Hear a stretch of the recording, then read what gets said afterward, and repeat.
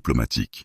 Comme son frère avant lui, il maintient une paix fragile avec les Français pour éviter un affrontement direct. Mais rapidement, les avidités coloniales ne connaissent plus de limites. Les Français exigent d'eux installer une garnison à Sikasso. Pour Babemba, c'est inacceptable. Céder, c'était renoncer à la souveraineté de son peuple. Avant d'aller plus loin, souvenez-vous, une histoire ne survit que lorsqu'elle est partagée.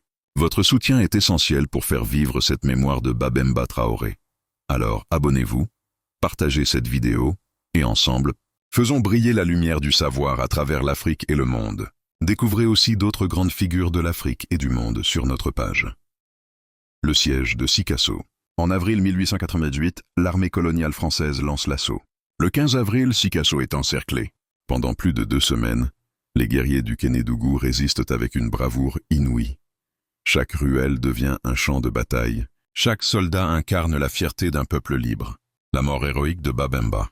Le 1er mai 1898, épuisés, affamés et submergés par la puissance de feu française, les défenseurs tombent un à un. Babemba, blessé, comprend que la ville est perdue, mais il refuse l'humiliation de la capture. Avec un courage inégalé, il ordonne à ses gardes de l'achever. Ainsi, Babemba Traoré meurt en roi, fidèle à sa devise « Mieux vaut mourir libre que vivre esclave ». Les conséquences. Après sa mort, Sikasso est mis à sac. Près de 4000 habitants sont réduits en esclavage, envoyés comme butin de guerre. La capitale, jadis symbole de prospérité et de résistance, devient le témoin silencieux d'une tragédie, son héritage. Aujourd'hui, Babemba Traoré demeure un héros national au Mali. À Sikasso, le stade Babemba Traoré porte son nom. Des monuments commémoratifs rappellent son sacrifice, et son histoire est enseignée comme un modèle de courage. Pour les générations africaines, Babemba symbolise la résistance à l'oppression et la défense de la dignité.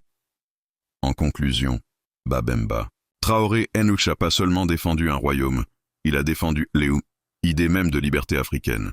Son héritage traverse le temps et inspire encore au jour, tous ceux qui croient que la dignité n'a pas de prix.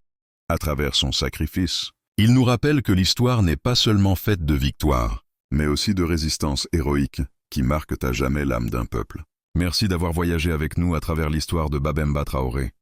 Chaque récit que nous partageons est une flamme de mémoire, et c'est grâce à vous que cette flamme restera vivante. Alors, n'oubliez pas de vous abonner, de liker et de partager cette vidéo pour que l'histoire de nos héros continue d'inspirer l'Afrique et le monde entier. Explorez notre page et découvrez aussi d'autres grandes figures de l'Afrique et du monde.